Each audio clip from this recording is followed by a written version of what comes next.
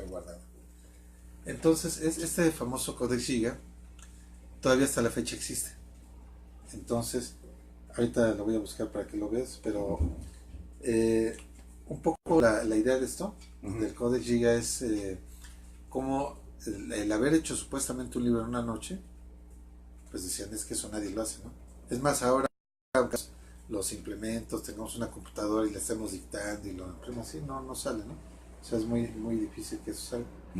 Pero por eso fue famoso este libro, el Codex Giga. Entonces, la cuestión es que, mira, en la Edad Media, el conocimiento porque hubo pues, reconocimiento. O sea, lo quemaron. O sea, literalmente todo lo que no. Vamos a verlo aquí un poco más. Si te das cuenta ahí la proporción con la persona que se ve aquí atrás, es una enorme. Y ahí la parte que lo que le hizo la mala fama al código.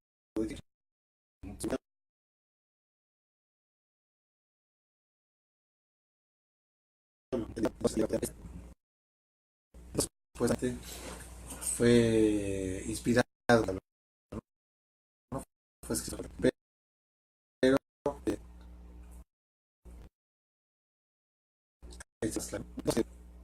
en ese aspecto, vamos, si esa historia, en general los libros en la Edad Media están fuertemente guardados. La biblioteca más viene de la Edad Media es la Biblioteca del Vaticano. Entonces la Biblioteca del Vaticano tiene muchos escritos que en su momento fueron considerados heréticos, considerados prohibidos, pero los guardó el Vaticano. ¿Por qué? Porque, vamos, por ejemplo, cosas que eran contrarias a la religión, de alguna manera se sabía su valor cultural, su valor artístico, pero no podía por ahí el libro. Entonces, esa la historia de Europa dejó muy marcada Europa, el conocimiento se perdió. De hecho, la destrucción de la Biblioteca de Alejandría fue una parte donde pues se, vamos, se entendió que en cualquier momento podía llegar alguien a la biblioteca y se perdió el conocimiento, llegar y matar a los maestros y se acababa la línea de sucesión del conocimiento. Entonces, en esa situación es que dijeron, bueno, vamos a optar por dar una enseñanza escrita. Sí, pero si te das cuenta, mucha gente era analfabeta hasta, bueno, en la Edad Media había gente analfabeta. De hecho, los reyes eran analfabetas. Sí, pero aquí hay otra cosa más. Mira, este es el dios Tot. Ah, de Egipto. Igual si quieres saber los papeles. Sí. Es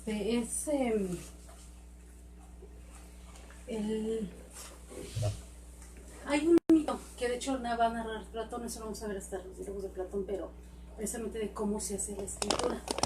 De acuerdo a los egipcios, es el dios que hace el logos, por así decirlo, o sea, es el conocimiento, es el dios que va a ordenar todo el conocimiento a través de lo que sería el lenguaje y a través de la escritura.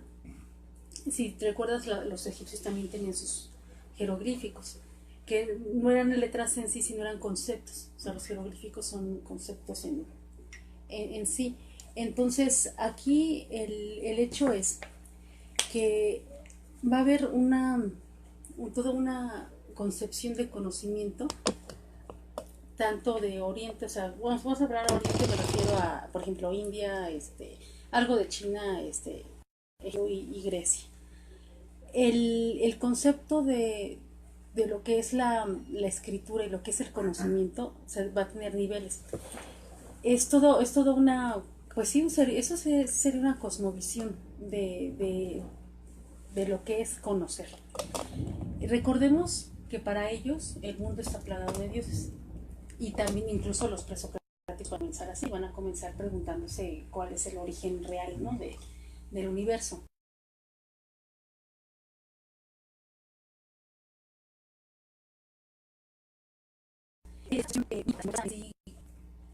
En sí y para sí. O sea, esto es un concepto más filosófico. Va a tener esta concepción de en sí, o sea, el conocimiento es el conocimiento. Aunque tú no lo conozcas, el conocimiento está. Pero el conocimiento es precisamente esa conexión con el universo. Entonces, todos los, en este caso, conocimiento de Oriente, griego, mesoamericano, la India, va a tener esa función, conectarte con como cada quien lo llame, ¿no? Como con armonía, con el ser en sí, o sea, esa va a ser la visión del conocimiento, es decir, que el conocimiento que el humano alcanza a comprender es una parte del todo. Entonces, por eso ellos no van a tener esa idea eurocentrista de que yo estoy editando el libro, ¿no? O sea, el hecho es que el conocimiento nada más va a ser lo que tú alcances a develar de la naturaleza o del universo o de Dios, como tú le quieres llamar, es lo que tú vas a alcanzar. Entonces, esa es, ahí está lo. Pero, perdón, pero además, es producto de la acumulación de conocimientos de atrás logra comprender. Pero esas personas no son realmente importantes. Lo que es el conocimiento en sí. Por eso las de estas, Sí, sí. o sea, no importaba cómo se llamaba realmente, por eso existió Jesús, existió, o sea, Sí. quien sea. Bueno, Platón sí, porque sabemos escritos, ¿no? Ajá. Pero esa es una variante, o sea, esto, o sea, el conocimiento puro, por así decirlo, el conocimiento real o el conocimiento verdadero, va a ser ese, el que tú alcances a comprender del universo, y eso va a depender de ti mismo y de la relación que tengas. Pero por eso está la figura de Tot. Tot, si te das cuenta, tiene cabecita de ibis. O sea, es un... El ibis tiene este pico, bueno, más bien usa su pico largo y mete en el lodo ese piquito largo y como aguja, y no se el agua a los peces, ¿no?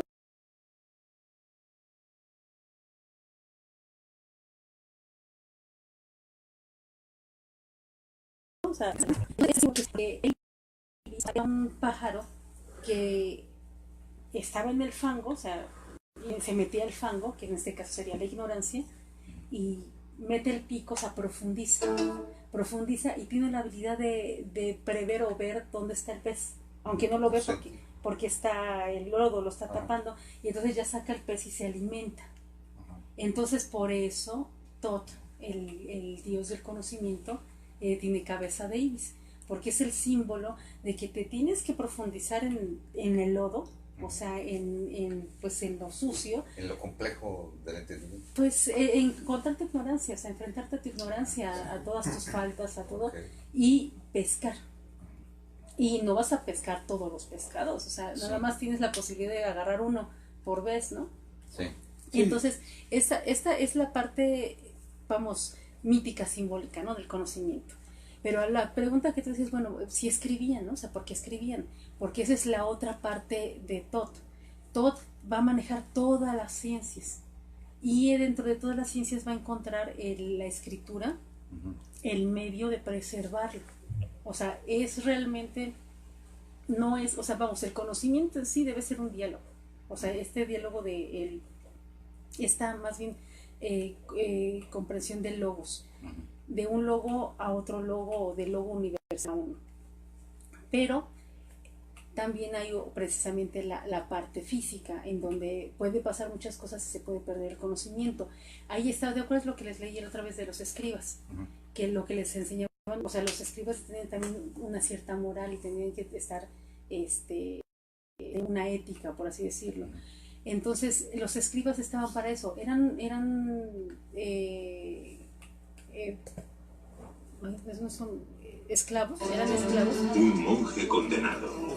Eran esclavos que lo que hacían era precisamente transcribir para preservar lo que se estaba diciendo por si acaso, ¿no? O sea, es como... como si fuera una secretaria, ¿no? Sí, o sea, pero ver todas las variantes. Pero el conocimiento era oral. O sea, ok. entonces era el plan B, por si acaso, ¿no? Porque acuérdate que nosotros vamos a recibir el mito de la Atlántida a través de Platón, pero Platón va a decir que esto ya lo había aprendido en Egipto y que esto ahí en Egipto era un conocimiento muy viejo. Entonces, ellos ya tenían la idea de que en algún momento hubo algo que se destruyó, que llegó a un conocimiento muy, muy, muy grande y que, por ejemplo, se menciona que tenían luz perpetua. Entonces, esta luz perpetua, ¿de dónde la obtenían? Entonces, ese conocimiento, así lo dice Platón, o sea, de la noche a la mañana se sumió, se hundió y se perdió. Entonces, eso los egipcios lo veían como un conocimiento ya muy antiguo. O sea, alguien se los dijo hacía mucho tiempo, ¿no? Sí, de hecho incluso ahora que entramos a Platón, vamos a platicar de lo que es el precisamente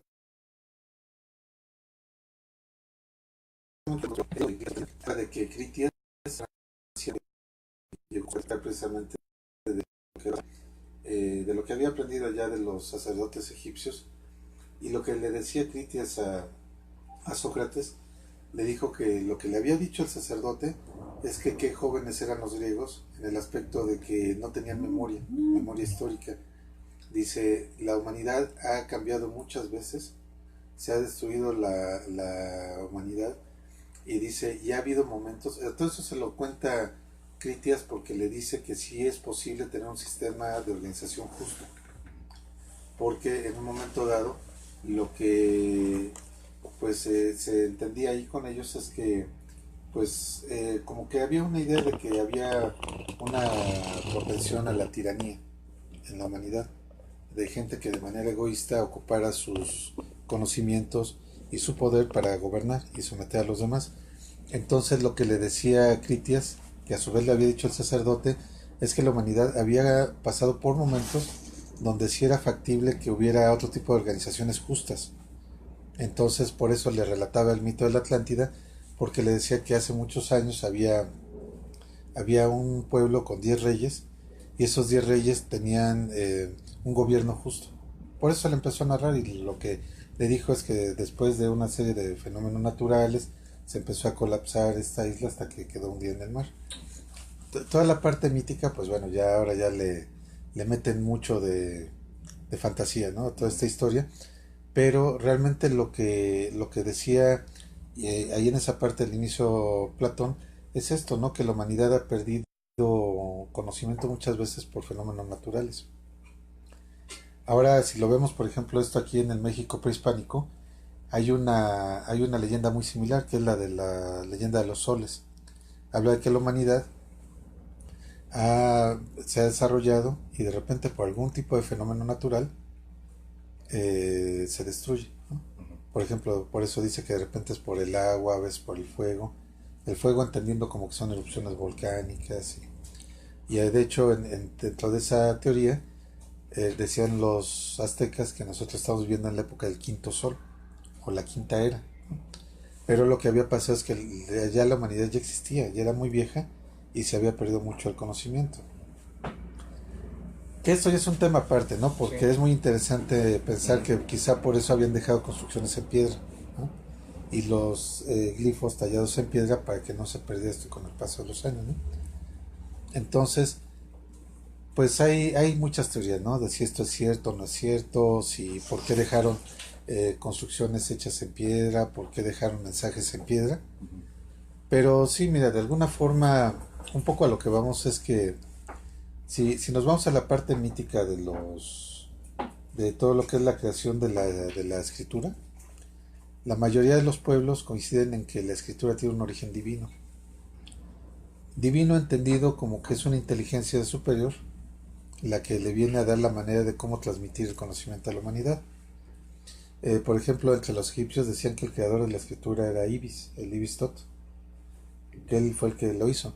Entre los chinos decían que había sido el emperador amarillo, que fue el primer civilizador.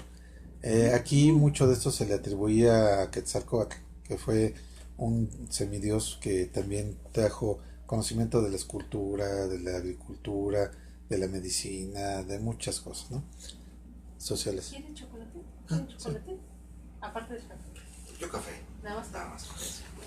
Entonces, en ese aspecto la humanidad ha reconocido que la escritura es importante, pero en cuestión de enseñanza-aprendizaje, para algunos pueblos era más importante la condición moral del estudiante más que la condición intelectual.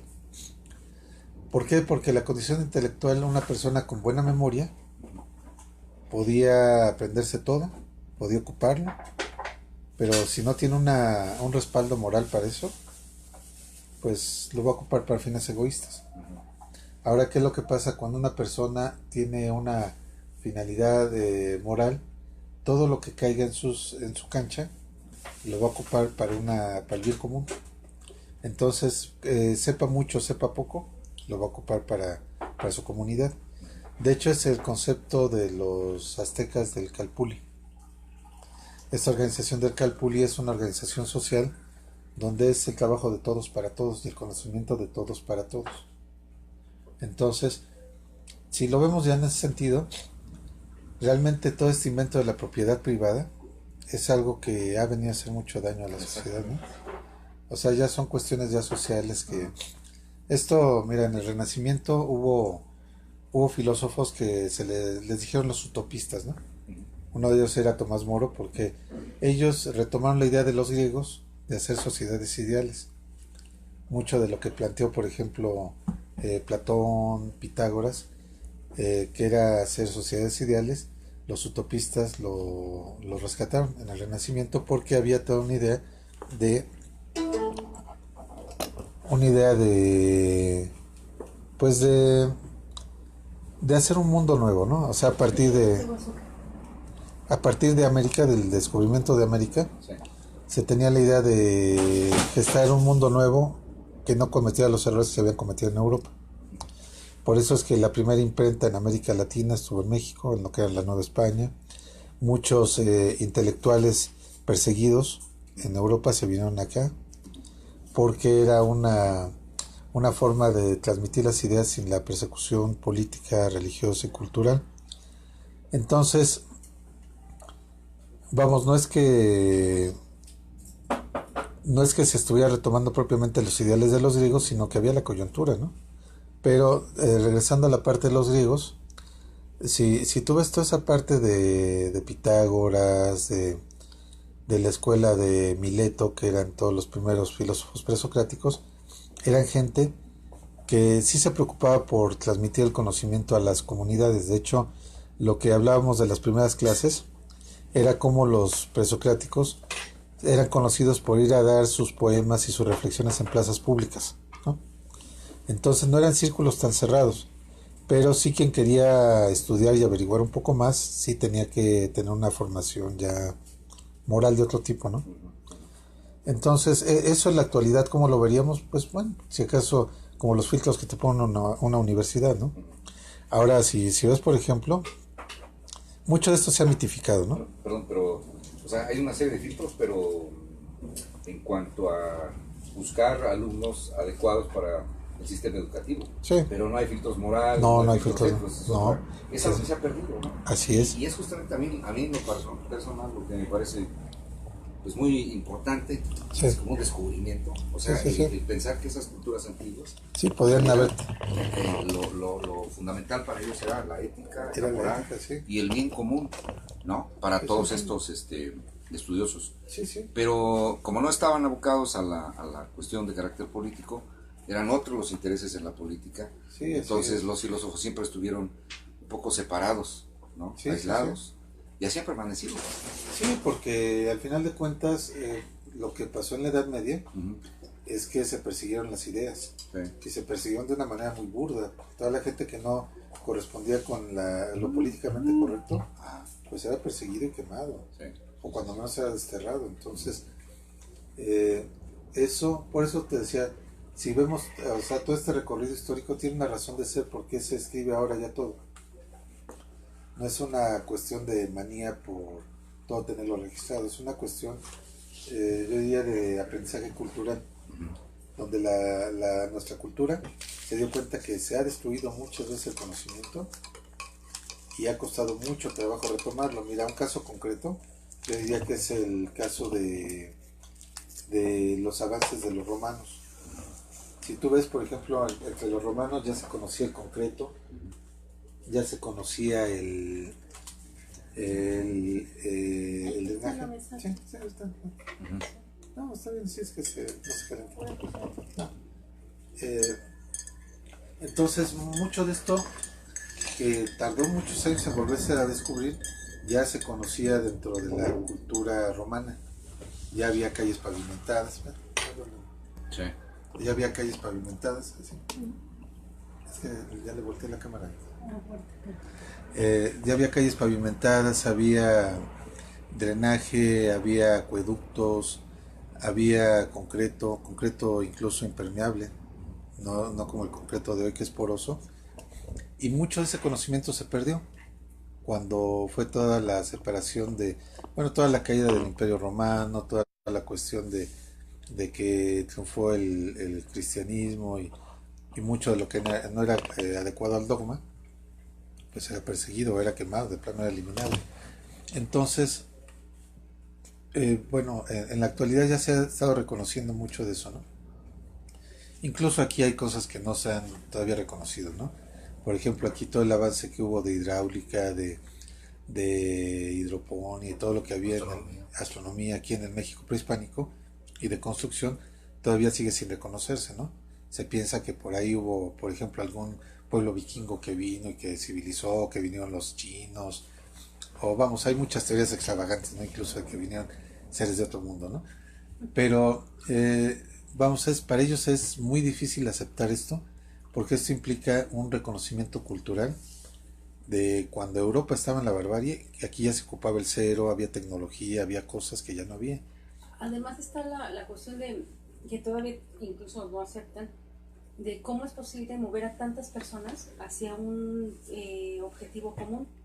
El objetivo común, por ejemplo, son las pirámides. Antes no decían que hasta manejaban, ¿no? Desde caricaturas hasta imágenes de que estaban jalando los cubos. Ajá, sí, como esclavos, ¿no? Como esclavos que estaban con el látigo, ¿no? Los capataces. Entonces, ahí simplemente como una forma una forma de logística, no habría sido posible tantos esclavos, ¿cómo contenías a tantos esclavos, no? Entonces, el hecho es precisamente un bien común, un objetivo común, es lo que los movía. Ya sea, pues puede ser por la misma naturaleza de su cultura, o ya sea por la religión, por el miedo a los dioses, o por que tampoco se me hace así creíble, porque las tumbas, o sea, las pirámides en Egipto eran tumbas y pues era nada más para el emperador y su corte, ¿no? Entonces los otros, ¿por qué tendrían que hacerlo, no? Más bien era una idea de trascendencia histórica. Decir, no tenemos nada más que decir que existimos a través de nuestras obras. Y eso era lo que los movía. Entonces, esto es impensable ahora, ¿no? Imaginémonos, no sé, pedirle a los albañiles que, pues por la grandeza de México, ¿no? Sí, ahorita, ¿no? Me vas a pagar. Y es que, aquí haciendo un paréntesis, mucho de esto era como lo de las catedrales. Las catedrales en su momento tuvieron que tener mucha participación de la sociedad. Y estas catedrales, por ejemplo, en su momento pues, tardaron más de 200 años en construirse, ¿no? Era el esfuerzo de mucha gente, generaciones enteras, pero la catedral más reciente, que es la que hizo Gaudí, la de la Sagrada Familia allá en España, ¿por qué ha tenido tantos problemas? para acabarse, no sé si conozcan la historia de la Sagrada Familia, pero la historia de la Sagrada Familia es Gaudí, que Antonio Gaudí, que era un arquitecto muy famoso allá, le encargaron un proyecto. La familia es el conde de Güell, que era su mecenas, pero se les acabó el dinero. Entonces, ahí se ve el cambio de mentalidad de lo que eran las sociedades antiguas a la sociedad actual, porque el hecho es de que al acabarse el dinero para la construcción de la Sagrada Familia, se quedó a medias, se quedó en obra negra. Entonces, al momento de quedarse en obra negra, no hubo quien continuar la catedral. Algunos alumnos llegaron y con sus ahorritos y eso empezaron a quererle meter dinero. Pero el hecho es de que se quedó parada hasta ahorita, que creo que le vendieron el proyecto a unos japoneses o unos chinos, no recuerdo bien, son de por allá. Y el caso es que ellos, cuando menos, tuvieron la idea de respetar el proyecto original de Antonio Gaudí, pero con todo esto, que es a lo que voy, en la antigüedad no pasaba esto porque había una idea de trascendencia y de comunidad, ¿no? Ujú. Y lo que ahora ya se perdió es como diciendo, si esa era una obra de Antonio Gaudí, pues que la termine Antonio Gaudí, y si ya se murió, pues qué lástima, ¿no? Ujú. Y si la familia del conde de Güell ya no tiene dinero, pues qué lástima que la venda, ¿no? Entonces, creo que eso mismo pasaba con las pirámides. Eran grandes proyectos comunitarios, eran grandes centros de unión con lo más importante, que era lo divino. Y en ese sentido, si lo vemos, pues la gente iba a trabajar, como pasaba con las catedrales, quizá no les pagaban, quizá algunos comían, quizá algunos no, algunos mandaban, otros obedecían, pero el hecho es de que dentro de todo ese contexto había una idea de trascendencia, cosa que en la actualidad ya se ha perdido por toda esa idea de querer acumular las cosas para nuestro propio beneficio. Entonces, lo mismo sucedía antes, había una idea de trascendencia del conocimiento, como en las obras materiales, pero tampoco había una idea de apropiárselo, esconderlo. Sí había un cuidado, ¿no? Un cuidado de no dárselo a cualquiera, por lo que hemos platicado, ¿no? Pero ya la gente que accedía a ese conocimiento, incluso lo que platicábamos, ¿no? De que Pitágoras le abrió las puertas allá en Egipto por la recomendación que le hizo el rey de Crotona. Si no hubiera ido con esta recomendación del rey griego del estado griego de Crotona, no hubiera entrado. O le hubieran platicado a lo mejor lo que le platicaban a Solón, que era uno de los 7 sabios, lo que le platicaban a Critias, lo que le platicaban a algunos otros griegos que habían ido, que eran gente que la estimaban, pero no le daban todo el conocimiento como tal. De hecho, cuando llega Pitágoras, llega con toda una parte del desarrollo de la matemática y de la geometría muy preciso. Esto no fue casual. Sí,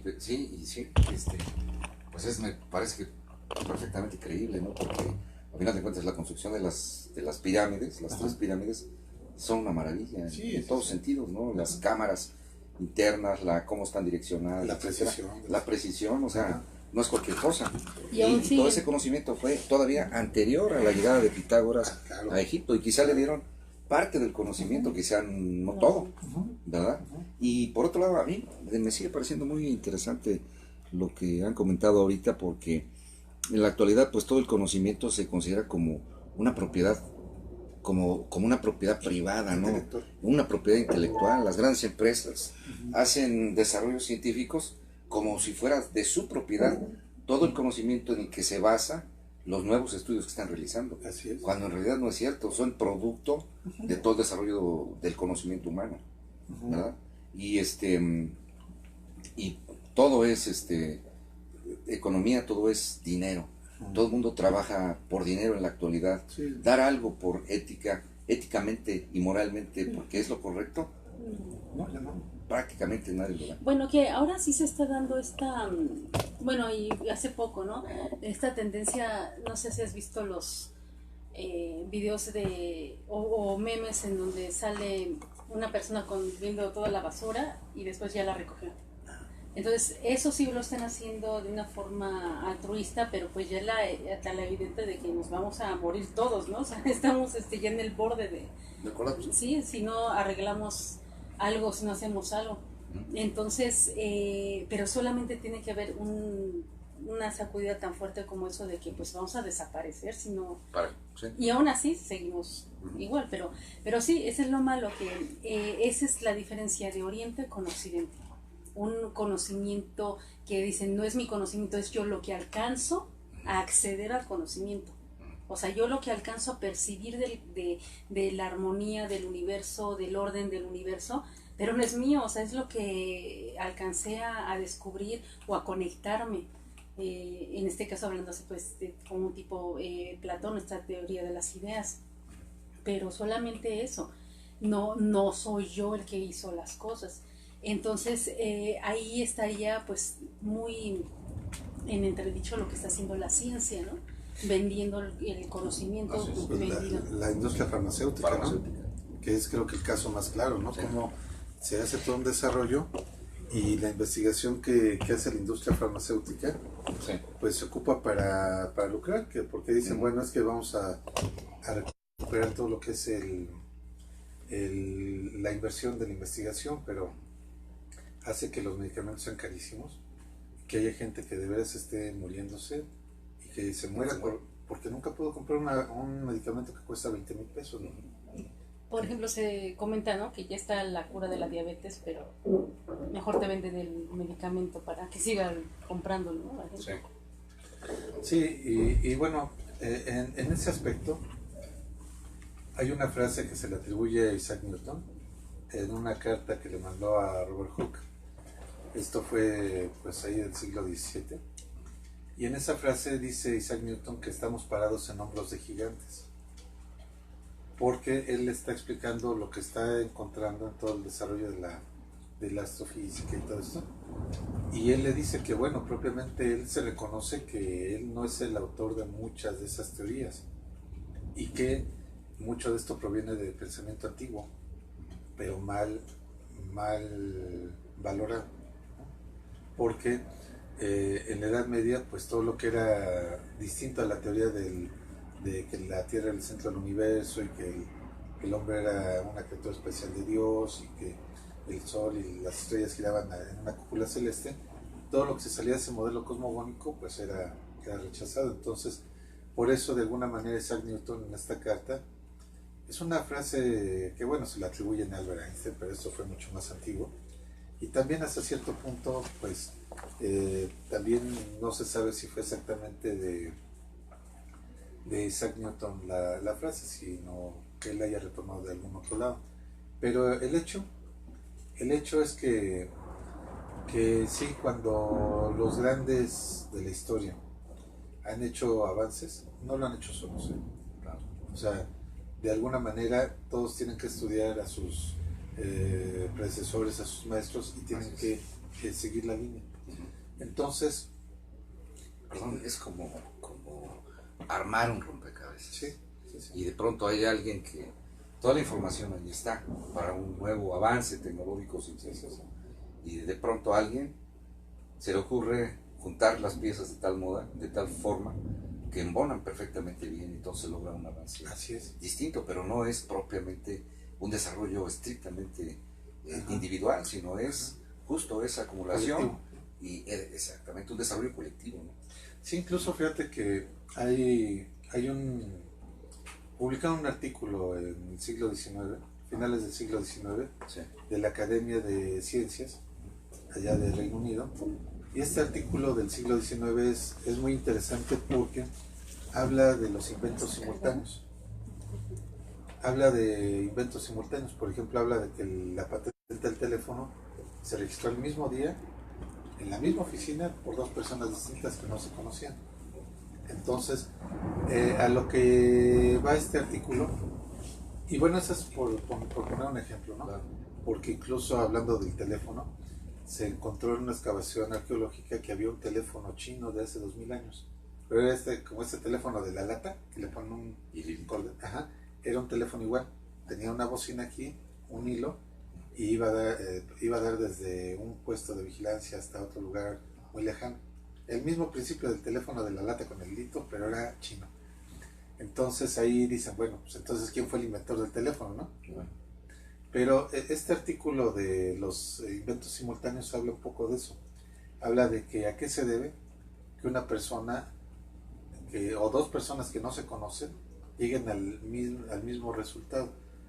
Y yo creo que si lo vemos precisamente tiene su razón de ser en esto que estamos platicando, ¿no? Que la gente parte de un conocimiento global ya establecido. Y si tú vas trabajando, llega el punto en que llegas al mismo lugar. Sí. No es tuyo el conocimiento. Te basaste en lo que había sucedido ya antes, como decía Isaac Newton, que pues estamos parados en hombros de gigantes y que a partir de ahí caminamos. Entonces, los grandes inventos creo que se han dado de manera simultánea por esto mismo, ¿no? Entonces, todo esto que ha hecho nuestra cultura de lucrar con esos conocimientos, pues no sería válido, porque entonces tendría que darle su crédito a todos los que vinieron atrás y de alguna manera sería el resultado de un conocimiento global, ¿no? Entonces, todo esto por eso, mira, creo que regresando al punto de los griegos y a la escuela del círculo pitagórico, ellos al final del día lo que llegaban era eso, era decir, a ver, si nosotros tomamos conocimiento de los egipcios, de los caldeos, conocimiento de los propios griegos antiguos, con todo ello conjuntamos una teoría sólida, que era por lo que comentábamos al inicio de la plática, el quadrivium, pues es esa teoría que digamos, pues no, quizá ni siquiera fue un invento de Pitágoras, ¿no? Quizá esta forma de organizar el conocimiento ya venía de otro lado, muy probablemente de Egipto, no sabemos. Pero lo que sí decía en este aspecto Pitágoras es que había formas de entender lo múltiple, entendiéndolo como la realidad, lo que vemos es lo múltiple, y lo unitario es la abstracción. Entonces, para entender la abstracción hay que tener un pensamiento lógico matemático, y para entender lo múltiple están todas las demás disciplinas, que de hecho es muy interesante porque ahora, bueno, este sábado que fue un aniversario de Bertrand Russell, él fue matemático y fue filósofo, fue del siglo XX, y Bertrand Russell, con todo y que pues menospreciaba toda la parte de la metafísica, toda esta parte de la existencia del alma, de principios pues abstractos, todo eso, Bertrand Russell le reconoce mucho trabajo a Pitágoras por la parte matemática, y lo que hizo Bertrand Russell en ese aspecto fue incorporar todo el lenguaje matemático nuevamente a la filosofía, y fue lo que hizo ahora la filosofía del siglo XX, es el desarrollo de la filosofía analítica, que es más lógica que otra cosa. Pero en ese aspecto lo que reconoció Bertrand Russell es todo ese desarrollo de las matemáticas, que no está peleado las matemáticas y la filosofía, sino que es las matemáticas y la filosofía es una sola cosa. Por eso él admiraba tanto a Pitágoras, y él por eso volvió a reincorporar todos estos vamos, mucho de lo que son los silogismos lógicos. Es como si estuvieras viendo ecuaciones de primer y segundo grado. Si A y P, entonces Q, en fin, toda esa la división para despejar las incógnitas de Y, X, es lo mismo que se hace en un enunciado lógico. Pero todo eso se lo debemos a Bertrand Russell en la actualidad. Y Bertrand Russell fue un profundo estudioso de Pitágoras. Entonces, toda esta parte, vamos, si lo vemos en la actualidad, mucha gente sigue estando casada con esta idea del derecho de autor. Todo se debe de hacer con un derecho de autor. Está inculcado. Sí, sí, sí.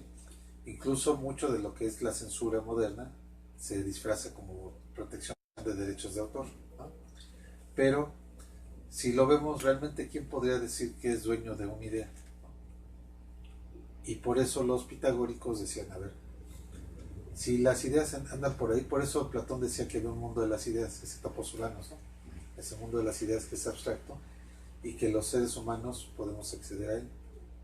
Pero lo que decían los pitagóricos, decían, bueno, si ese mundo anda por ahí, si la abstracción se puede lograr a través de las matemáticas, es la parte fina de la filosofía del conocimiento, matemática significa conocimiento.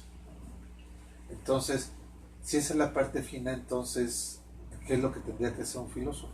Estudiar matemáticas, para estudiar lo unitario y no lo múltiple, pero si nos vamos ya más al detalle fino, en ese aspecto no es que discriminar a la gente por cuestión de sexo. Ya la clase anterior ya vimos que dentro de los círculos pitagóricos había mujeres, y mujeres que tenían una participación seria, ¿no?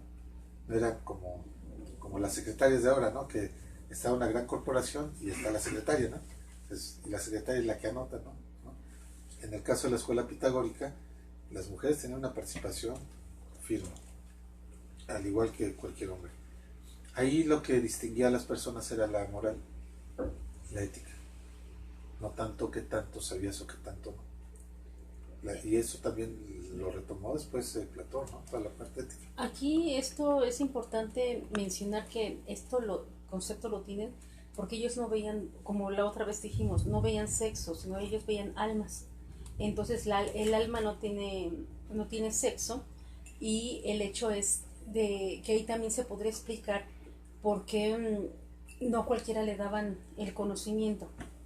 De acuerdo a esta lógica antigua, el que alguien, por ejemplo, naciera en una cuna de reyes, pues es por algo, ¿no? Tendría una lógica, o sea, tendría el decir, algo hizo para haber nacido en esa parte de la sociedad.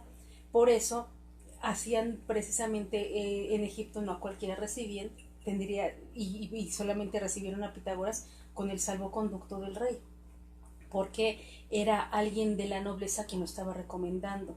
Entonces sí había esta idea de la transmigración de las almas, y por eso no había tanto problema con la sexualidad o con las castas, porque pues, algún día te tocó o algún día te tocará, o sea. Sí, y por ejemplo, por eso comentaba que todo esto tiene que ver profundamente con el conocimiento, porque la forma de juzgar a las personas no es una forma de clase, sexo, religión, ¿no? Aunque los pitagóricos se les ha tachado de ser un grupo pues fanático, un grupo religioso, realmente tampoco era un criterio de selección. Más bien el criterio de selección era qué tan abierto estabas al conocimiento y qué tanta capacidad ética y moral tenías de compartirlo o no. Por eso es que dentro de los preceptos que veíamos hace unas clases donde decía que el sabio no se tenía que apegar a su lugar de origen y en lo posible no tenía que regresar, hablaba de una misión de ir a compartir el conocimiento a otros lugares. ¿Por qué? Porque la cuestión natural del ser humano es el atavismo a su lugar, ¿no? Casi todos pues decimos, es que será como sea, pero aquí fue donde yo crecí, donde yo nací, y es el mejor lugar del mundo, ¿no? Entonces, como es una cuestión muy humana, considerarlo así, lo que decían los pitagóricos es, bueno, deshazte un poco de esta idea, y esta es la idea de que tienes que salir al mundo a compartir eso. De hecho, pues el círculo pitagórico no se dio en el lugar de origen de Pitágoras, ¿no? Pitágoras tuvo que viajar por varias partes de Europa para dejar este conocimiento del círculo pitagórico. Entonces, por lo que te decía hace rato, que para ellos era la intención del conocimiento, era una obligación de los seres humanos, el tener una misión en la vida, de compartir el conocimiento. Entonces, había niveles de compartirlo, pero al final de cuentas se compartía. Entonces, también dentro de esos círculos, los seguidores de Pitágoras tenían también esa idea de ser círculos pitagóricos. El hecho es de que para algunos filósofos consideran a Platón como un heredero de la tradición pitagórica. Entonces, pues en esa línea de pensamiento, los que iban a hacer todo este trabajo civilizador, obviamente debían de tener el mismo esquema que Pitágoras, ¿no? No podían entregar el conocimiento a cualquiera, y sobre todo la forma de ir midiendo la calidad moral en las personas no era a través de cuestiones intelectuales, como podría ser ahora, ¿no? Si te das cuenta, con que nosotros vayamos a una universidad pasemos los exámenes. Y los exámenes se hacen por escrito generalmente, uno que otro oral, pero al final de cuentas hay un registro escrito, ¿no? ¿Qué pasó, qué no pasó? Todo esto, que es parte del sistema educativo actual, hace mucho énfasis en el conocimiento intelectual. Y saliendo del aula, al maestro se le olvida quiénes son los alumnos y a los alumnos se les olvida quién es el maestro. De hecho, si te das cuenta, esto, pues, hay algunas formas de cómo se ha querido rescatar esa tradición antigua del maestro como una figura ética y figura moral. No sé si has visto esta película de Simitrio. Es una película ya... No. De México. O sea, es una película mexicana ya viejita, pues. Pero ahí el maestro era un maestro rural muy querido y ya no veía, ya se había gastado la vista, entonces los niños pues, eran tremendos porque le hacían bromas, le ponían cohetes, le hacían cosas. Pero la gente lo quería mucho en la comunidad porque él había formado a todos, incluso al presidente municipal. Entonces sabía y conocía por su nombre a todos, y cuando le dijeron, es que pues ya viene una visita de la SEP para quitarlo porque dicen que ya está muy viejito y lo quieren jubilar y todo, la comunidad se unió precisamente porque era una figura de autoridad y de un referente moral, ¿no? Mucho de lo que es este Día del Maestro se hace hincapié en eso, ¿no? De los maestros no como instructores intelectuales, sino como referentes de la sociedad, con figuras éticas y morales. Que eso, si lo vemos, tiene que ver no con este principio de enseñanza occidental, porque en el principio de enseñanza occidental al maestro no se le paga ni un centavo por preocuparse de los problemas de los alumnos. Más bien, hasta se ve mal, ¿no? Porque a veces, ahora más con toda esta paranoia que hay del acoso de todos contra todos, hasta se vería mal que un maestro le pregunta a un alumno qué le pasa, qué tiene, que si lo puede ayudar, porque se puede malinterpretar, sí. ¿No? Cosa que antes uno diría, bueno, es que...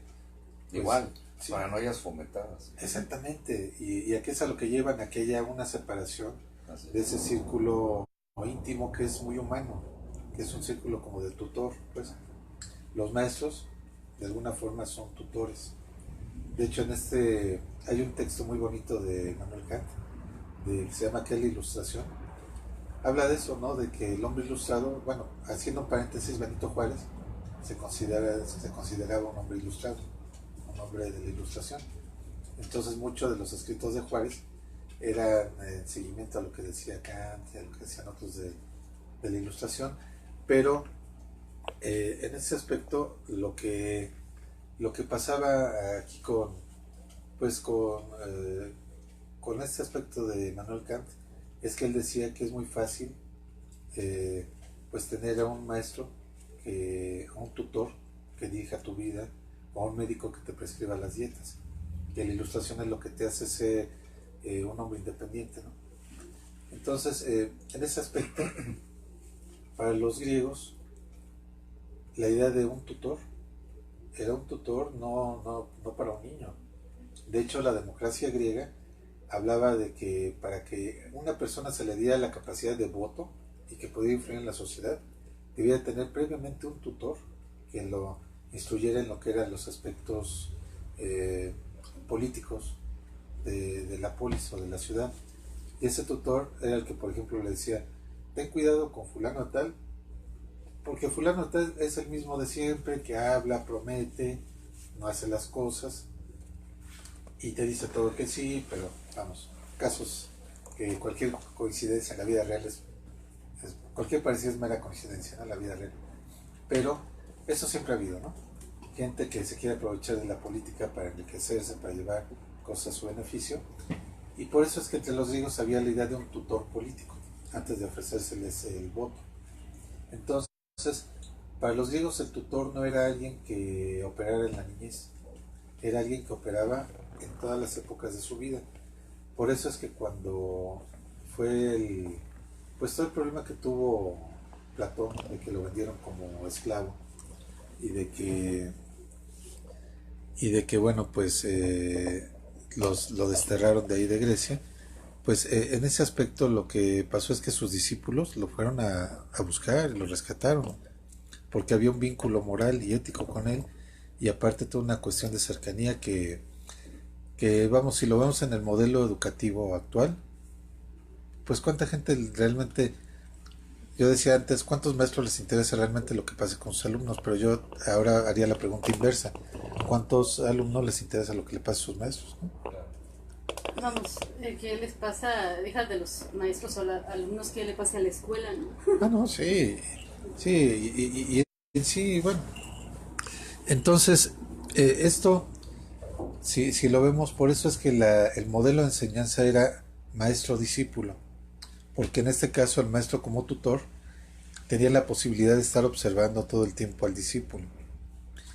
¿Y en qué momento se rompe este esquema? Mira, yo veo que todo este esquema todavía en la Edad Media operaba, ¿eh? En la Edad Media había estos colegios de ingenieros, de arquitectos, de pintores, pero si lo ves ya en el Renacimiento ya se perdió mucho de esto. Y sobre todo, mira, es cuando se hace masiva la educación. Cuando se hace masiva, tú ves, por ejemplo, tutores como Aristóteles, ¿no? Aristóteles fue el tutor de Alejandro Magno. Y Alejandro Magno pues, fue el hombre más poderoso de su momento. Entonces, la filosofía, claro que le dio herramientas de discernimiento y de evaluación a Alejandro Magno. ¿Qué es lo que pasa cuando empiezas a meter de manera masiva un aula a la gente? Cuando cortas por horarios, cuando, si te das cuenta, hace rato hablábamos de Benito Juárez, ¿no? ¿Qué es lo que pasó en la época de Benito Juárez? ¿Cómo aprendió Benito Juárez? Benito Juárez se fue de aprendiz a la casa de su tutor y ahí vivió. El tutor fue el que lo impulsó para que estudiara Derecho, pero de alguna manera él lo tenía vigilado todo el tiempo. Esto pasó aquí en México porque el modelo de México era un modelo que todavía rescataba formas de enseñanza tradicional. En las calificaciones de la primaria, no sé si Sí, firma, ¿no? es la firma del padre o del tutor. o del tutor. Ajá, sí, ¿no?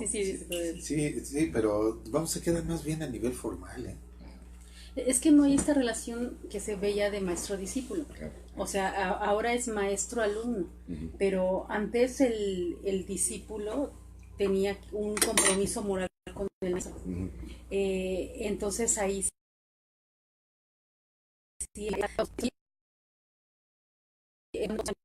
sino el conocimiento moral. Entonces ahí está el hecho de que por eso era la trascendencia del maestro, ¿no? O sea, era un respeto. Ocurre en general en todo el país, en toda la educación. En todo el mundo. Está, o quizá, pero bueno, creo que hay otras culturas, hay otros países en los que se les enseña de un poco de forma distinta la posibilidad de poder razonar lo que se está diciendo. Pero Mira, no a nivel de lógica, ¿no? Hay filosofía para niños. Ajá. Pero no les enseñan lógica. Sí, y en esta filosofía para niños sobre todo es un aspecto muy intuitivo. Pero fíjate que curiosamente la filosofía contemporánea es filosofía lógica, pero lo que se enseña para niños no es filosofía lógica. Que esto sí hay que recalcarlo. Un inicio, no sé. No. ¿Sabes por qué? Porque muchos de los temas que se dan son de índole moral y metafísico. Por ejemplo, se ve la cuestión de la muerte, la cuestión de las pérdidas, y al final de cuentas la filosofía a lo que llega es que, bueno, pues toda esa parte que había negado la filosofía lógica, ahora es... Bueno, que no está mal, ¿no? No está mal, pero precisamente es a lo que voy. O sea, toda esa parte metafísica había salido de las universidades y ahora se está volviendo a meter con los niños, ¿no?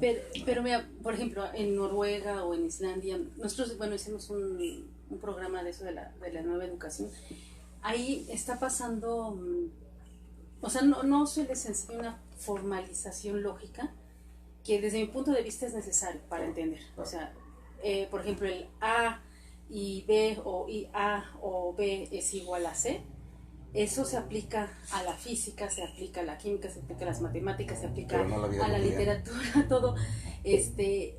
y esto, si los niños se les enseña primero la formalización lógica, entenderían todo, matemáticas, todo, o sea, tendrían una estructuración, porque A puede ser cualquier cosa, y B, por ejemplo, ponemos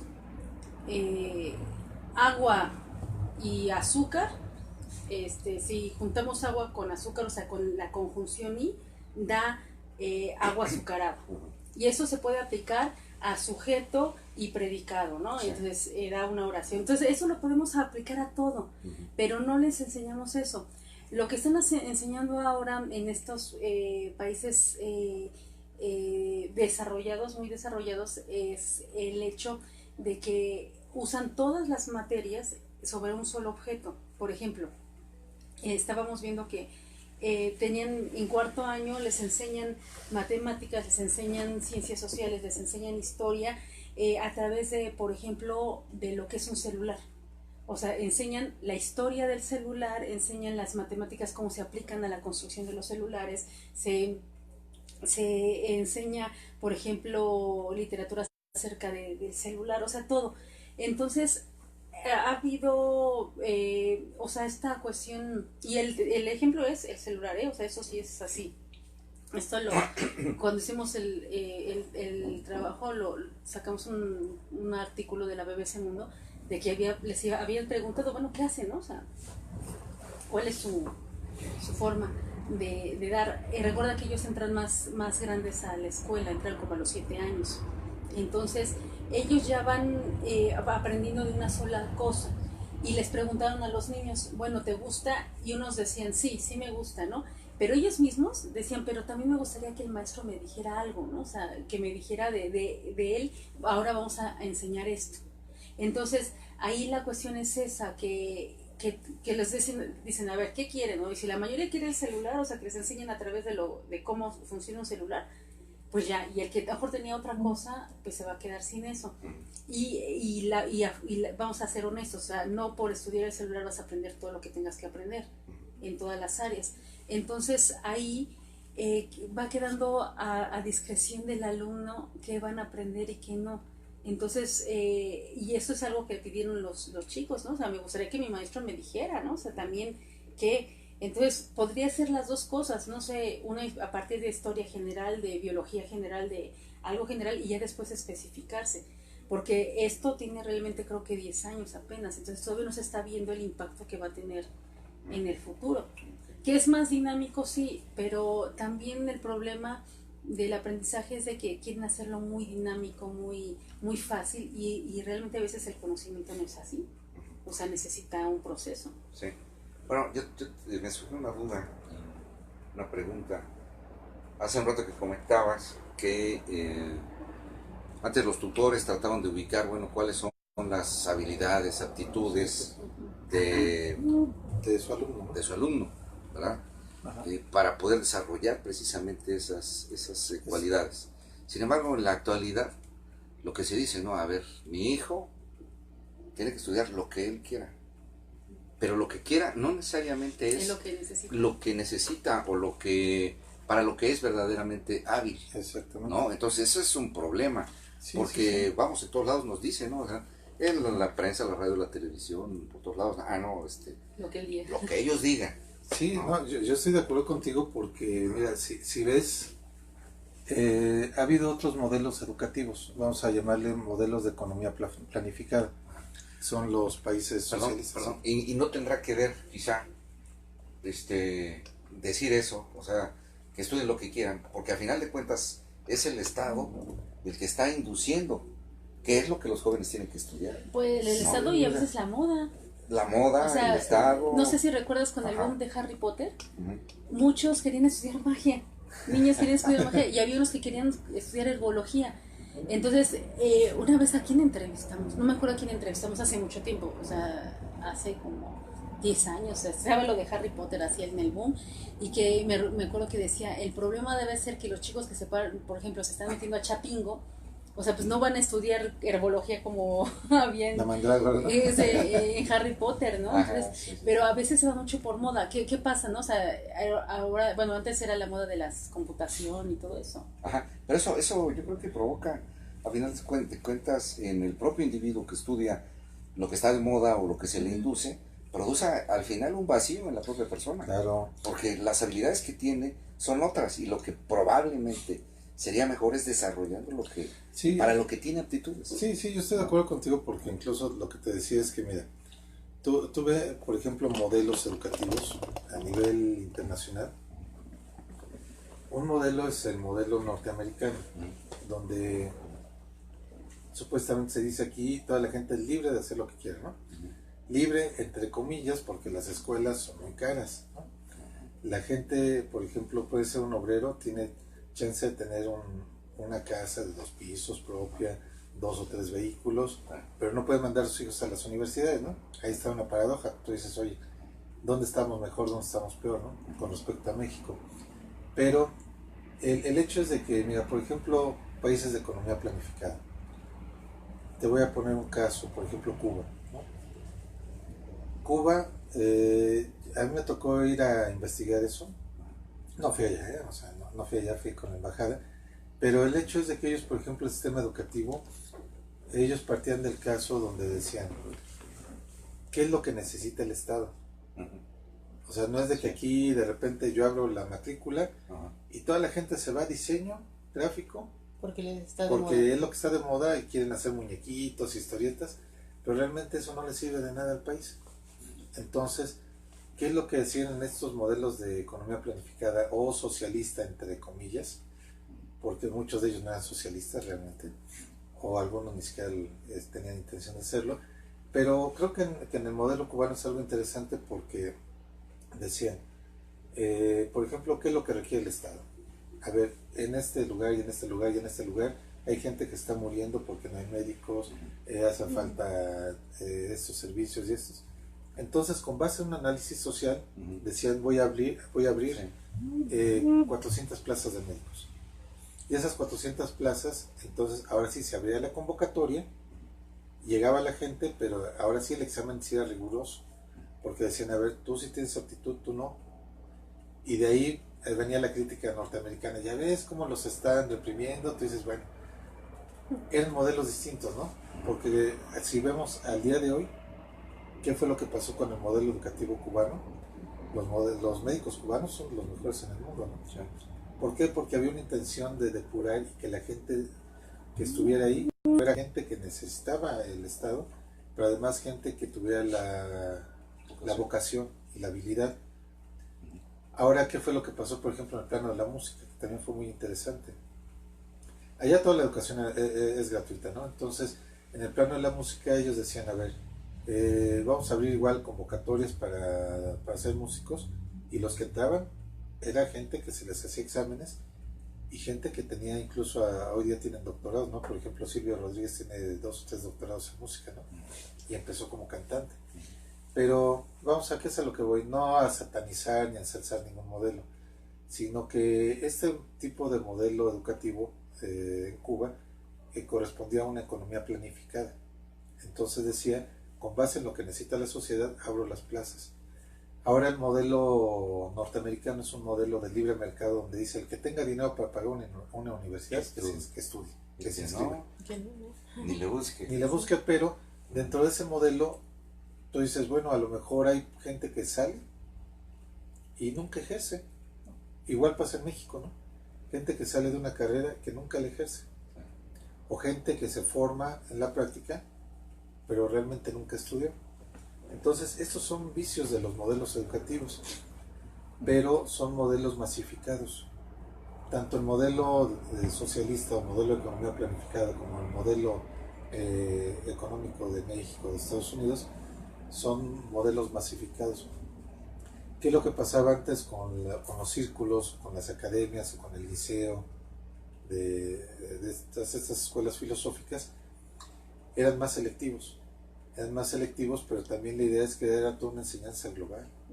O sea, ahora, por ejemplo, bueno, nosotros lo hemos platicado en varios foros, el tema de que la ética pareciera que la arrancaron de tajo de todo el modelo educativo, pero tú te encuentras problemas. Por ejemplo, nosotros hemos ido a varios congresos de ingeniería y el gremio de los ingenieros en México se queja de que los acusan de ser los más corruptos en el país, ¿Por qué? Porque ha habido casos de corrupción en tal y tal y tal obra. Y que bueno, de paso también salimos raspados los arquitectos, ¿no?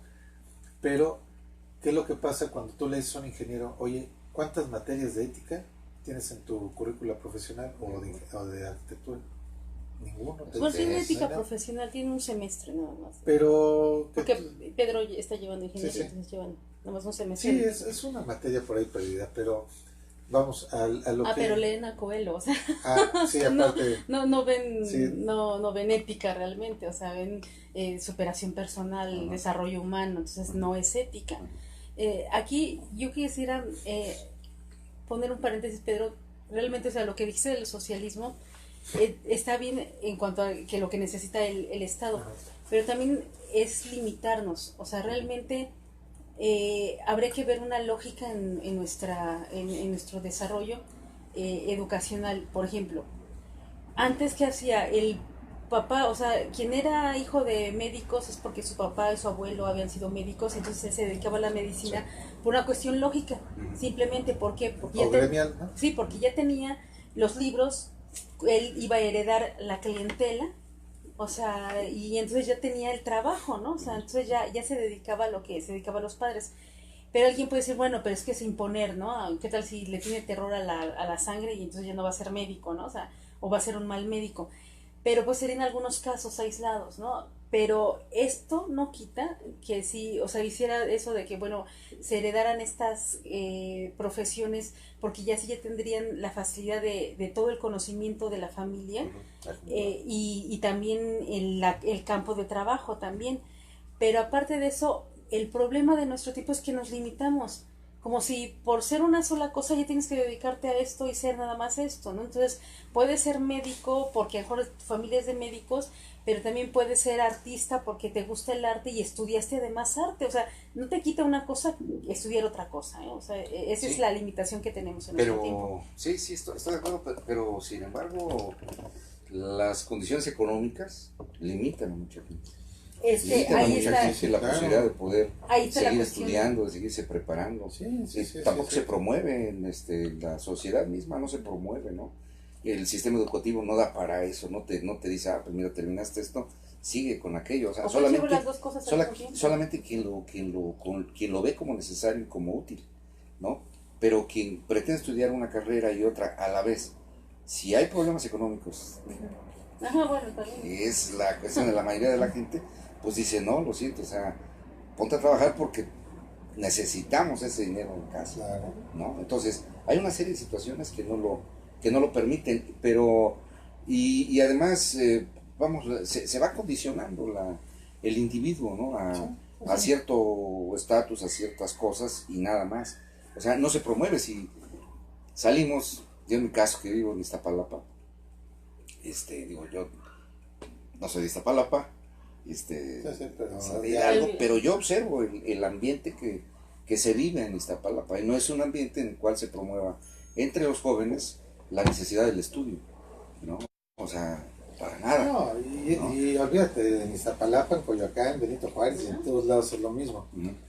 Pero sí, yo creo que, miren, efectivamente en ese aspecto, si tú ves la situación de los modelos educativos, que es por lo que comenzamos todo esto, al final del día la situación es tan simple como esto, ¿no? El conocimiento es poder. Exactamente. El conocimiento es poder. Así es. Y mucho... ¿Esa frase de quién es? No, la verdad te mentiría si te dijera, ¿no? Yo la he oído en varios lados, pero no, te la debo, ahí te la investigo, pero sí, mira, el conocimiento es poder. Y al final de cuentas, muchas veces lo que se hace, y es de lo que han acusado, aquí por ejemplo el modelo educativo mexicano, de ser educación neoliberal, ¿no? Que no existe una educación neoliberal. El neoliberalismo es un modelo económico, no es un modelo educativo.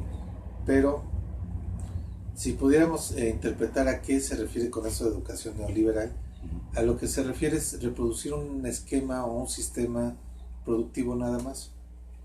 ¿Y cuál es el modelo productivo de México? Pues no es un modelo donde se produzca investigación, donde se produzca otro tipo de cuestiones, sino más bien lo que pareciera es que es un modelo de maquilación, ¿no?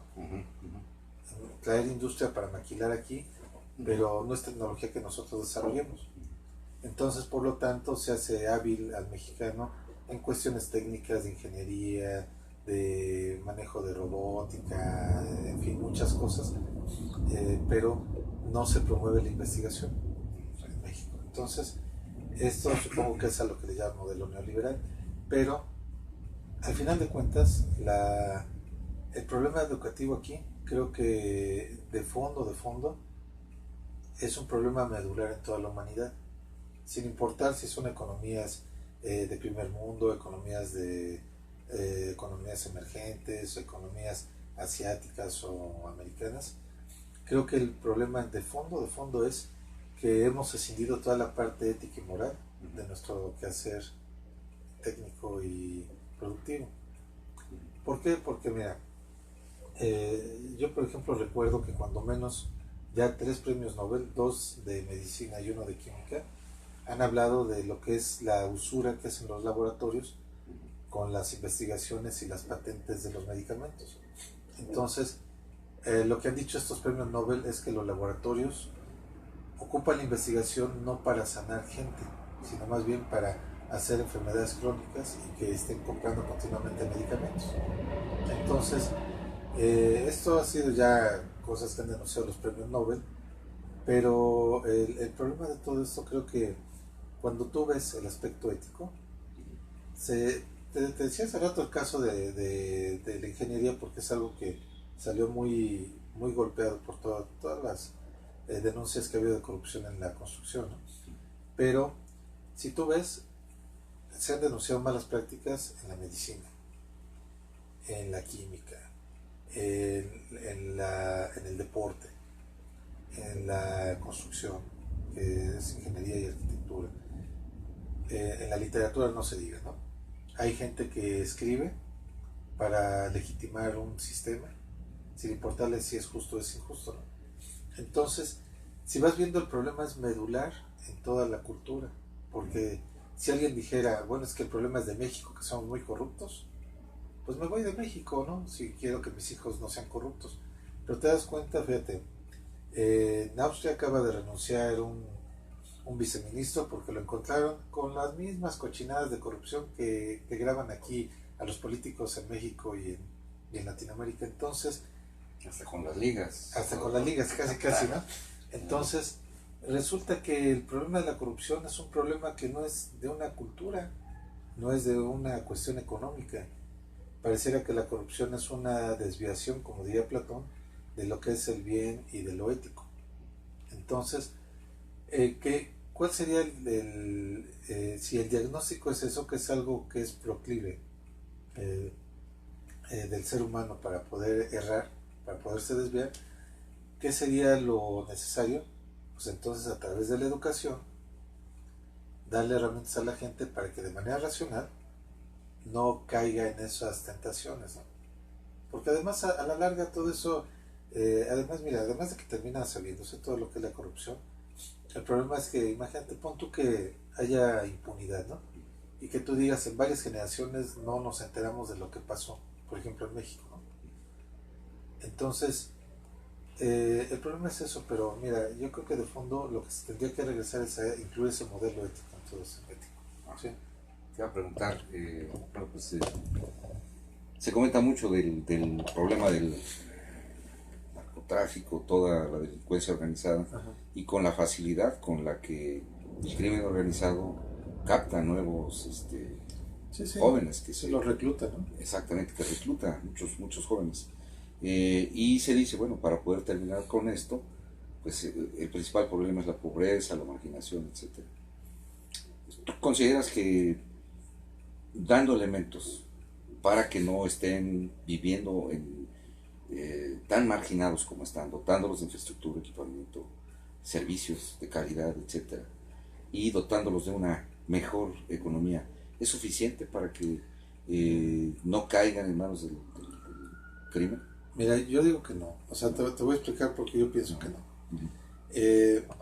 Hay una falacia de pensar que porque se es pobre se es deshonesto. Incluso tú ves, por ejemplo, cine de los 40, aquí en México, había una frase que decía que yo soy pobre pero honrado, como si la cuestión de ser pobre implicara necesariamente que eres deshonesto. Y esto es una falacia, te voy a explicar por qué. Porque eso implicaría que la gente que nace en cuna de oro o que nace con pañales de seda serían honestos. Pero te das cuenta cuántos criminales de cuello blanco ha habido, ¿no? Gente que tiene muchos recursos y se han corrompido y se siguen enriqueciendo, ¿no? Y esto no solamente en países de economías emergentes como México, como Perú, que también está la corrupción a todo lo que da, sino más bien, si tú ves estos casos de la corrupción, creo que más que ser el factor económico algo determinante, yo creo que no. O sea, es más bien la cuestión del conocimiento. O sea, cuando tú tienes la idea de no hacer algo porque estás convencido que eso te va a dañar a ti y va a dañar a tu comunidad, no lo haces. Vamos a poner un caso muy simple, ¿no? La basura. La basura es una forma de corromper una regla social. Entonces, nosotros tenemos la opción de decir, voy en la calle, me acabo algo, me guardo la basura en la bolsa y hasta que llego a mi casa o a un bote la tiro. O la otra, decir, no me ve nadie, la tiro. Entonces, no es una cuestión de pobreza, es una cuestión de educación. ¿Por qué? Porque es lo que te decía. Ahora, eso es lo mismo con respecto del dinero. Vamos, tú puedes dejar dinero en un cajón abierto y la gente que se lo lleve es cuestión de suyo, ¿sabes? Sí, es cuestión de formación, de educación. Si ve el dinero no se lo lleva, porque dice esto no es mío. Es más, muchas veces cierras el cajón como diciendo no se vaya, por ahí vaya a dar tentaciones. Pero esto es una falacia que nos han metido algunos países desarrollados para darnos la idea de que todo en América Latina es corrupción, todo es subdesarrollo, no se nos puede dejar a los latinoamericanos que nos gobernemos solos, porque nos vamos a deshacer, nos vamos a terminar robando entre nosotros. Y esto es una falacia, porque si eso fuera cierto, entonces no habría esos casos de corrupción. No habría casos de corrupción en Europa, no habría robos en Europa, no habría secuestros, no habría asesinatos. Y el problema de esto es que es debilidad humana. No se puede decir naturaleza humana, sino más bien debilidad humana todo esto. Pero si nos regresamos al tema de la educación y al tema de Pitágoras por eso decía, sabiendo que la humanidad tiene esa debilidad, mejor vigilo que los que estén dentro de mi círculo, antes de que caigan en la tentación de llevarse conocimiento, utilizarlo para un fin egoísta, dañar a los demás, los vigilo. Por eso la cuestión de que tenían que estar 10 años ahí, probando, como oyentes, como acúsmatas, antes de que se les diera ya un conocimiento más profundo, ¿no? ¿No hay bibliografía que relacione la filosofía y la planeación urbana? Filosofía y planeación urbana. No, mira, hay los libros de los utopistas. El de Tomás Moro habla de un estado así. ¿Cuáles otros hablan? Habla Campanella, también tiene otra utopía así. Hablan de no solamente de utopías sociales, sino también hasta de organización. ¿No les ibas a mencionar lo de la arquitectura? Sí. Porque yo quedan 15 minutos. Bueno. Sí, bueno. 15 minutos lo Bueno, si quieres, mejor ahorita si quieres concluimos con este tema. Pero un poco de lo que voy es que ya si vemos ya en todo este contexto la situación de la educación, yo creo que cuando una sociedad separan todo lo que es la parte ética moral, que tiene que ver profundamente con lo que somos, ¿no? Y con lo que somos socialmente, cuando la separas de un saber técnico, lo que sucede es que pasa lo que pasa hoy día, ¿no? Gente que puede ser un excelente profesionista, pero éticamente es nada, ¿no? O sea, o gente que es tremendamente inteligente, pero tremendamente corrupta. Entonces, si lo vemos, no podemos separar esa dimensión de lo humano. Todos de alguna manera tenemos una parte que la escucharemos o no la escucharemos, pero es la conciencia. esa conciencia es lo que, ahora que hablamos del pensamiento de los antiguos mexicanos, o sea, de los pueblos mesoamericanos, ellos lo concebían como Inistli Inyolotl. Inistli Inyolotl significa en el rostro y en el corazón. Para ellos la educación era una manera de... Yo sabía quién era yo al verme reflejado en el rostro del otro. Si yo sabía interpretar la mirada del otro, los gestos cuando me veía, podía saber qué clase de persona soy. Pero eso es la parte del rostro, es la parte, digamos, intelectual. La parte más profunda es la parte del corazón. Cuando yo veo las relaciones que tengo a mi alrededor, me doy cuenta qué tipo de persona soy. Y esto es bien sencillo de entender, ¿no? Si yo soy una persona interesada, materialista, que me rige nada más las relaciones por conveniencia, ¿a quién voy a tener a mi alrededor? Pura gente que se junta conmigo por conveniencia. No va a haber ningún vínculo real con nadie. ¿Qué es lo que pasa cuando yo soy una persona noble y me abro a los demás? Lo que voy a encontrar es que tengo amigos, pero amigos de veras. Amigos que se van a comprometer conmigo porque yo me comprometo con ellos. Entonces, esta situación, si la vemos ya en ese aspecto, esta educación en el rostro y en el corazón les permitía a ellos, a través del reflejo que damos en la sociedad y en el otro, entendernos a nosotros mismos. Ahora, visto en este aspecto, para ellos era lo más importante, para los aztecas y para el pueblo náhuatl, era lo más importante esto, porque después venía toda la destreza que yo podía tener como alfarero, como cazador, como guerrero, pero fundamentalmente la forma que me hacía valer a mí era ese rostro y ese corazón. De ahí dependía todo eso. Por eso es que los sacrificios humanos, lo que ofrendaban en el corazón, era lo más preciado. Porque si no, en un momento dado, alguien que pudiera decir, bueno, ¿con qué hace las cosas con las manos? Entonces le ofrenda las manos de un artista a los dioses, ¿no? Pero no se hacía esto. O sea, lo que se ofrendaba era el corazón, porque ahí estaba la esencia de lo humano. Entonces, cuando en la educación occidental nosotros perdemos contacto con esa vertiente de la ética, creo que es donde empieza a venir toda esta separación y todo este quiebre. Y el caos. Sí es un caos. Porque mira, ¿qué es lo que pasa, no? Por ejemplo, vamos a ver ya en un plano muy práctico. La gente que tiene cierto conocimiento de ciertas cosas, vamos a suponer un médico, ¿no? Un médico puede estar en su comunidad y quizá puede pasar de largo en una casa donde ve que alguien se está muriendo. ¿Por qué? Y que a lo mejor es una persona muy pobre que no tiene acceso a un especialista. Es la tos. Puede ser esto, pero a lo mejor alguien puede decir, bueno, hay un dilema moral, ¿no? Porque él puede decir, yo soy médico, soy especialista, pero si no me paga, no lo atiendo. Y hay personas que pueden decir, sí, pues él le costó su dinero, su tiempo, la universidad, no tiene por qué regalar sus servicios. Entonces, bueno, ok. Pero las personas tenemos un dilema ético cuando pasa eso. Porque tú sabes algo que puede ayudar al otro y depende de ti ayudarlo o no ayudarlo. Pero viene de tu conocimiento. Pero si tu educación, por ejemplo, no tiene nada que ver con las cuestiones éticas, quizá haya gente que sin el menor cargo de conciencia pase, ve a alguien tirado y ni lo ve. Que además ahí estaría, Pedro, el dilema y realmente la reflexión de si tú con cuánto dinero pagarías lo que estás recibiendo de educación. Porque nosotros todos hemos recibido de educación, no solamente es de la universidad o de los maestros que nos dieron clase en la secundaria, en la preparatoria o en el kinder, ¿no? Sino viene de todas esas personas que en algún momento de la historia de la humanidad estudiaron las cosas y te lo dieron. Entonces, ¿cómo pagas eso?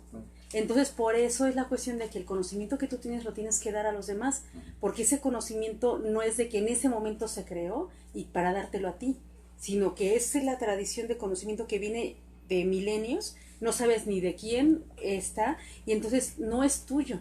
O sea, entonces lo tienes que dar. Por eso es esa cuestión de la ética profesional, de que está bien, fue tu dinero en cuanto a los libros que compraste, lo que tú pudiste gastar en transporte, en comidas, lo que tú quieras, o en matrícula de la universidad si es privada, pero aún así, eso sería la milésima o la millonésima parte de lo que vale realmente el conocimiento, porque atrás de eso hay un montón de gente que hizo ese conocimiento, lo recopiló, lo investigó, lo sacó de donde fuera.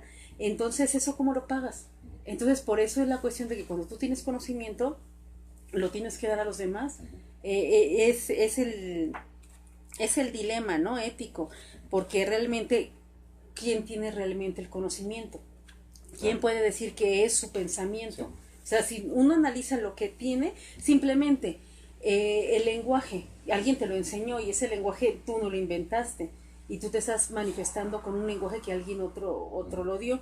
Mira, de la cosa que tú preguntabas de construcciones y filosofía, este es de la UNAM, se llama Arqueoastronomía y Etnoastronomía. Etnoastronomía en Mesoamérica. Esto, pues, que tiene que ver con la filosofía. Precisamente es un libro donde dice que las construcciones las hicieron porque estaban en cierta latitud que correspondía, por ejemplo, a donde estaba Venus o donde estaba alineación con el Sol y todo esto. Y eso tiene que ver con una cosmovisión, con una filosofía, en este caso, de su concepción. O sea, donde hicieron las construcciones, donde hicieron las pirámides, no fue al azar. Hay una parte aquí,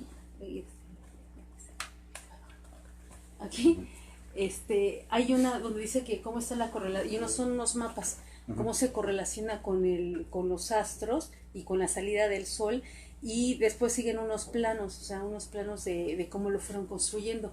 Esto, y así como esto, debe haber libros, por ejemplo, de la construcción en China, en Egipto, o sea, que tiene que ver con la forma de visión de ese tiempo y por qué construyeron lo que construyeron y por qué lo construyeron como lo construyeron. Sí.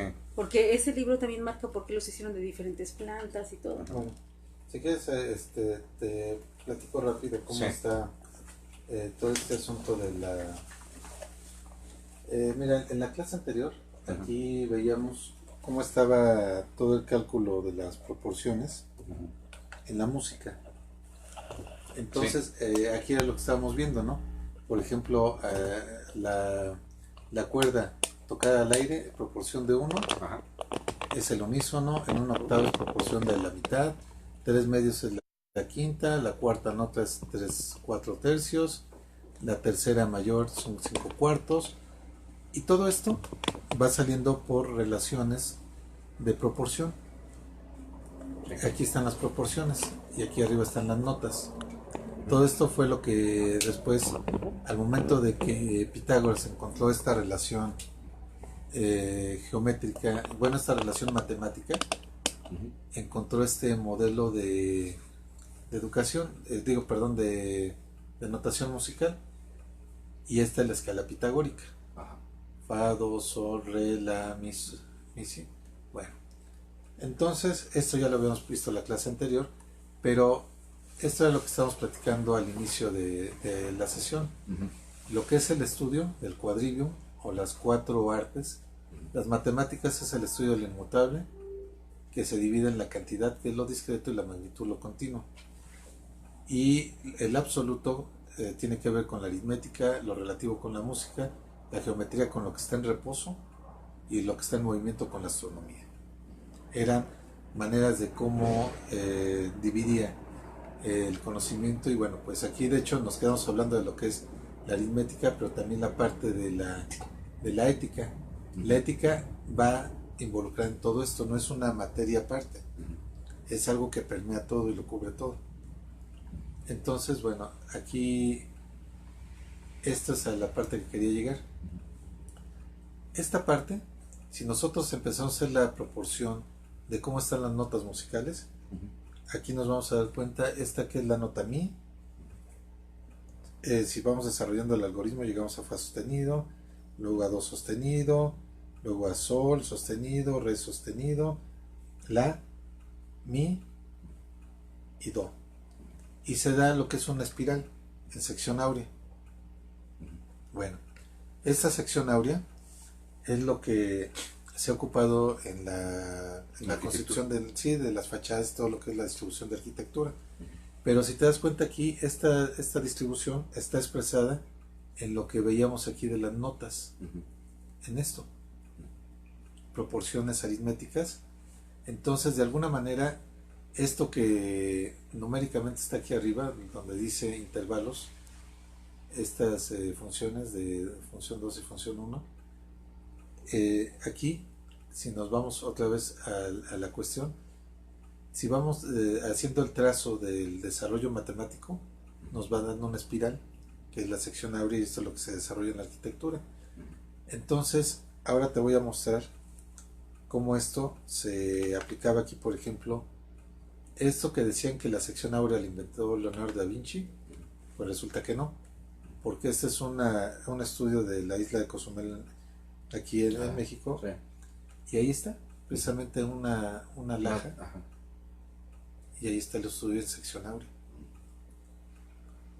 Sí. De hecho tienes un libro, ¿no? Sí. De arquitectura, Sí. más bien el número áureo en la arquitectura. Prehispánica. Sí. Este es Charlotte Ajá. con un estudio de sección áurea. Y aquí más adelante vienen otros. Entonces, incluso aquí está el calendario azteca, Ajá, sí. Sí, sí. igual en sección áurea, cómo está todo el desarrollo. Y, o sea, entonces, en diversas partes del mundo se llegó a la misma conclusión, Sí, sí, sí, es lo que a las pasa. mismas conclusiones. Sí, ahora, ¿por qué se llegó a lo mismo? Porque la sección áurea proviene de la naturaleza, ¿no? Estudiaban la naturaleza y finalmente llegaron a coincidir en el mismo Exactamente. resultado. Exactamente, esa es la cuestión. O sea, no es de que alguien por ahí les haya copiado a otro, Sí. sino que más bien pues era una cuestión de un estudio de la naturaleza. Esta, por ejemplo, son las secciones de las pirámides, es en Sí. Xochicalco. Esta también, la sección áurea. Aquí está también este estudio de Xochicalco. Ajá. O sea, esto no es al azar. Sí, no, claro. O sea, esto no es azaroso. Ajá. Entonces, aquí incluso creo que aquí viene, no sé si aquí venga, la parte del Pues tal vez Pitágoras, como tanto se dice, a lo mejor vino de Grecia para acá a enseñarles un poquito y luego se regresó. Pues quién sabe, pero el hecho es de que al final de cuentas, mira, todo esto ya son estudios que se han hecho, y si tú ves todo el desarrollo del algoritmo de cómo se desarrollaron las notas musicales, a lo que te llevas al desarrollo de la sección áurea. Y el desarrollo de la sección áurea tiene una aplicación directamente en la arquitectura. Y esto te estoy poniendo el caso de la arquitectura aquí mesoamericana, pero mira, por ejemplo aquí en le puse así en Google, Ajá. estudios de sección áurea, Sí. y aquí está, esta es una pieza egipcia, Sí, sí, sí. ahí está también. Sí. De hecho, se sabía que los egipcios también habían desarrollado la sección áurea. Bueno, está el símbolo de Twitter, ¿no? Está el pajarito está allá arriba. Ah, sí, El de también. Twitter, Ah, está su sí, sección sí. áurea. Bueno, Pero sí, pues eso ya ya es de diseño, ¿no? sí, ya es un diseño moderno, pero sí, un poco a lo que vamos es esto, ¿no? Como en la antigüedad ya se Pues habían la Coyushauqui también está. Digo, la Coatlicue también. Bueno, la Coyushauqui y la Coatlicue. la Coatlicue, las dos. También. Sí, ahí está, abajo, Sí. más abajo. Más, no, el otro. Ahí está. Ese es el. ¿Este? Sí, No, este es el centro de... sí, del Del calendario, calendario. pero a lo que me Calendario refiero es solar. que ahí está la. Ah, sí, también.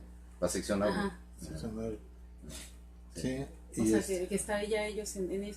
Y bueno, mira, aquí realmente sí, eso sí quiero mencionarlo. O sea, es un conocimiento universal.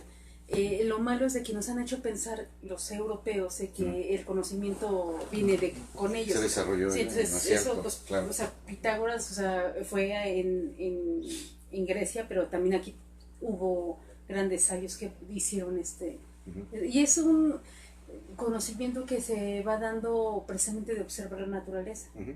O sea, en ese aspecto, porque ahora lo que está de moda ya no es ni siquiera son los europeos, sino que ahora son los extraterrestres, ¿no? Entonces, o sea, es denostar, ¿no? Denostar primero, por ejemplo, el conocimiento, la capacidad de conocimiento que había en Mesoamérica, y en este caso toda la capacidad de conocimiento. O sea, pues es que la naturaleza es así, o sea, si tú ves las olas del mar, tienen esta secuencia, o sea, han hecho estos estudios, la sección áurea está en las olas.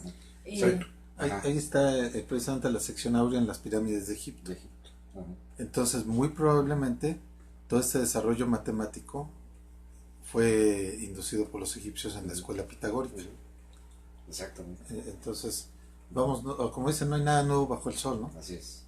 Más bien por eso precisamente nosotros comentábamos hace ratito, lo que le decía un sacerdote egipcio a Critias, que era precisamente que pues la humanidad muchas veces ha perdido conocimiento y no recuerda que esto ya lo había visto desde antes, ¿no? Cierto. Entonces, pues aquí hay muchas cosas de desarrollo de sección áurea. Incluso mira, aquí está la cabeza Olmeca, ¿no? Claro. Cierto. Entonces, vamos, no eran salvajes para nada. Es que eso es algo bien importante, ¿no? Como no eran salvajes, eran culturas ya desarrolladas. Tenían conocimiento de las matemáticas, el manejo del cero, el manejo de la sección áurea, en fin, había un arte, una literatura, y había desarrollo, como en Europa. Por eso precisamente lo que platicamos al inicio de que toda esta idea de presentar a los pueblos americanos como bárbaros, pues fue una cuestión más que nada para justificar toda la barbarie que hubo, ¿no? Toda la matanza que hubo. El saqueo, sí.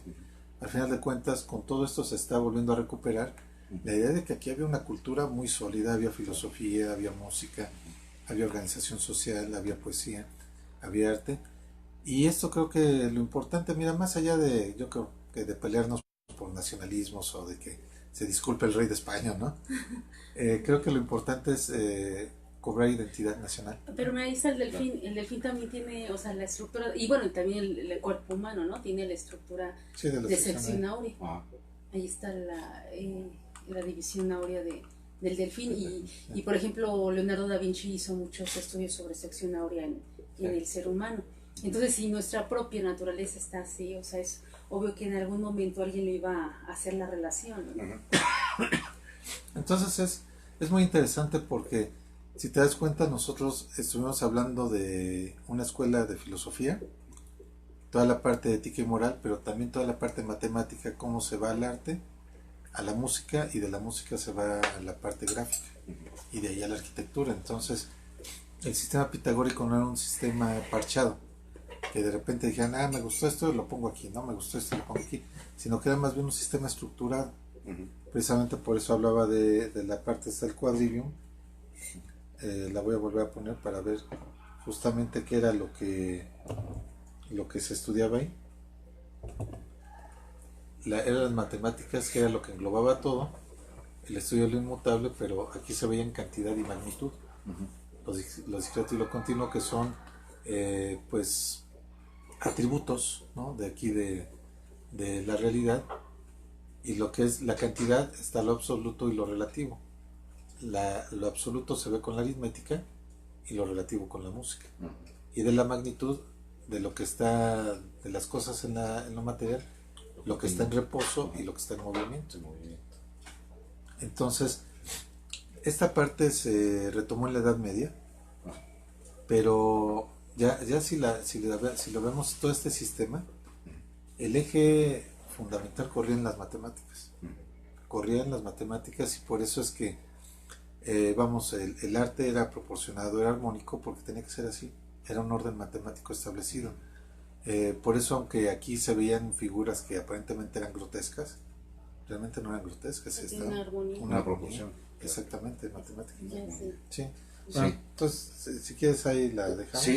Sí, yo creo que sí, porque es muy tarde, sí. Bueno, yo me seguía, pero no, tengo que llegar, estoy lejos todavía. Y pues Está muy interesante todo Sí, eso, ¿no? cómo no, sí, es interesantísimo. Pero digo, no, o sea, en todo lo que se comenta aquí, pues es sumamente interesante, ¿no? Interesante. Estaba Carlos Monroy, Omar Jasso y Ah. Bayats. Ah. Están escuchando. Ajá.